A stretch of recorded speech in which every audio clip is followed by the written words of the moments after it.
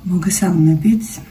დღეს ვაგრძელებთ მუშაობას ჩვენს ნეიროგრაფიკაზე, რომელიც გავაკეთეთ სიყვარულის არკანის ინსპირაციით, ტაროს არკანის მეექვსე არკანის ინსპირაციით და როგორც გახსოვთ, დღეს, როდესაც ეს დავხატეთ, სწორედ ეს არკანი იყო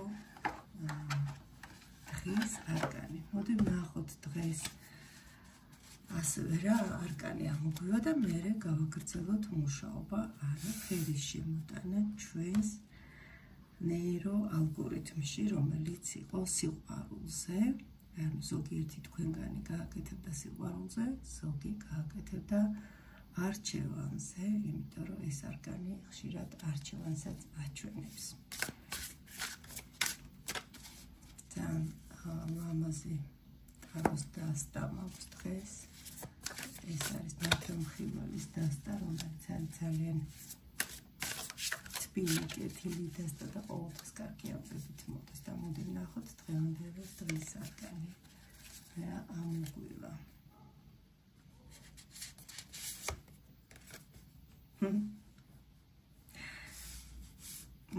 მოდი ჩავთვალოთ რა დაემთხვა.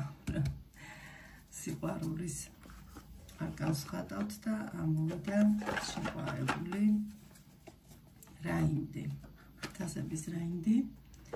სხვადასხვა დასტებში, რა თქმა უნდა, სხვადასხვა ინტერპრეტაცია და განსაკუთრებით რაიდერ უაიტის დასტაში საერთოდ სხვანაირად შეიძლება იკითხებოდეს, მაგრამ კონკრეტულად ამ დასტაში ეს არის შეყვარებული მამაკაცი, რომელიც გრძნობებით არის სავსე და მოდის თქვენთან საჩუქრით, შეთავაზებით, სიყვარულით და ასე შემდეგ.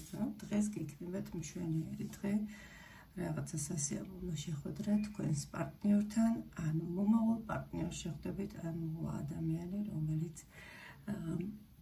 სიყვარულში გამოგიტყდებათ.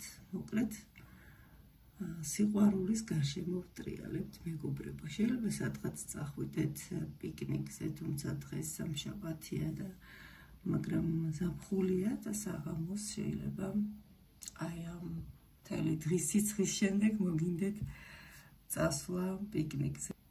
კარგით, მოდით გავაგრძელოთ ახლა ალგორითმზე მუშაობა და აქ ფერი გვაქვს ახლა შემოსატანი, რამოდენიმე სიტყვით გეტყვით ფერის შესახებ. ეს ძალიან მნიშვნელოვანი პროცესია ნეიროგრაფიკაში, ფერის შემოტანა. და რატომ?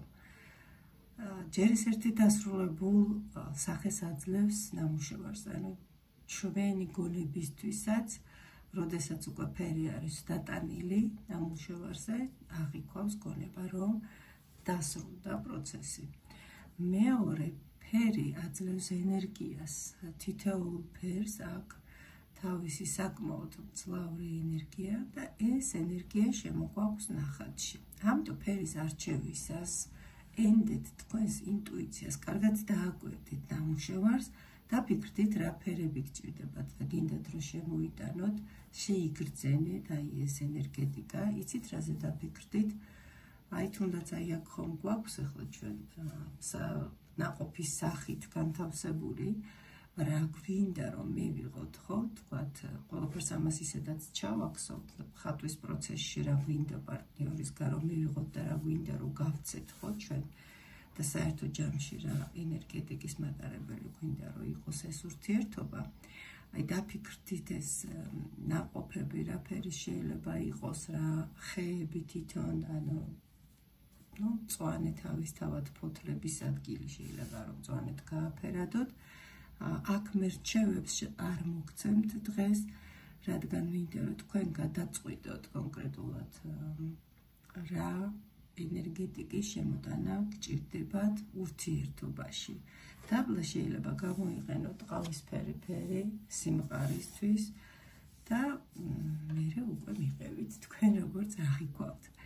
კიდე ერთ დავამატებ, ძალიან ბევრმა ვინც მარათონის ჩატში მყავს ტელეგრამზე მომწერა, რომ კარგი იქნებოდა პირადად შეხვედრა და ასე მუშაობა, უფრო სასიამოვნო პროცესი იქნება ეს.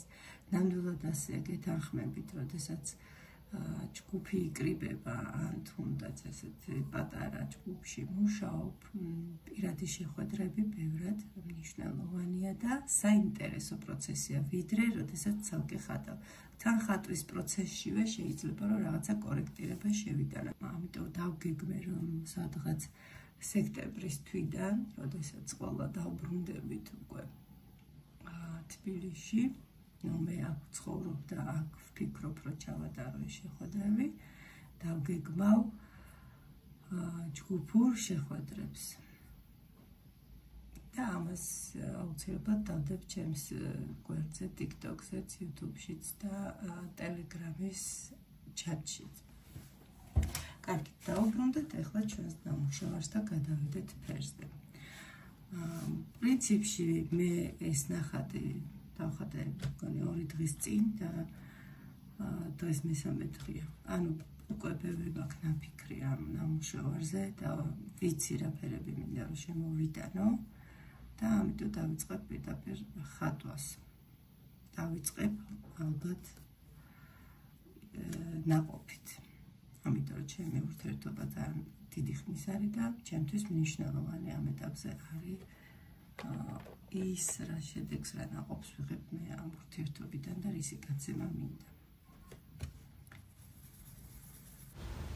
რაც შეეხება ფერს, ფერთან დაკავშირებით უამრავი ინფორმაციაა განთავსებული ინტერნეტში, ამიტომ აქ თავს არ შეგაწყენთ, როდესაც პირადი შეხვედრები გვექნება, იქ ფართოდ ვისაუბრებ კონკრეტული ფერების დანიშნულებაზე. არქეტიპირების ან ფერის შემოტანის შემდეგ აუცილებლად უნდა გვახსოვდეს, რომ უნდა ავირჩიოთ ფიქსაციის ფიგურა და შემოვიტანოთ ენერგეტიკული ხაზები, ძლიერი ენერგიის მატარებელი ხაზები ჩვენს ნამუშევარში. ბოლოს დააკვირდით, რა შეგრძნებები მოგცათ ამ ფერებმა, რაც შემოიტანეთ და მთლიანად ნამუშევარი რა შეგრძნებას იწვევს თქვენში. აღწერეთ ეს, ჯობია რომ ჩაიწეროთ. ის ამ ალგორითმზე მუშაობა საკმაოდ საინტერესო აღმოჩნდა თვითონ პროცესიც და შეგრძნებებიც ახალი ბევრი რამ აღმოვაჩინე ურთიერთობაში. რა უნდა დავთმო, პირიქით გავაძლიერო და ასე შემდეგ. ამიტომ გირჩევთ, რომ გამოიყენოთ ეს ალგორითმი და ისევ გისურვებთ კარგ განწყობას და ბედნიერებას.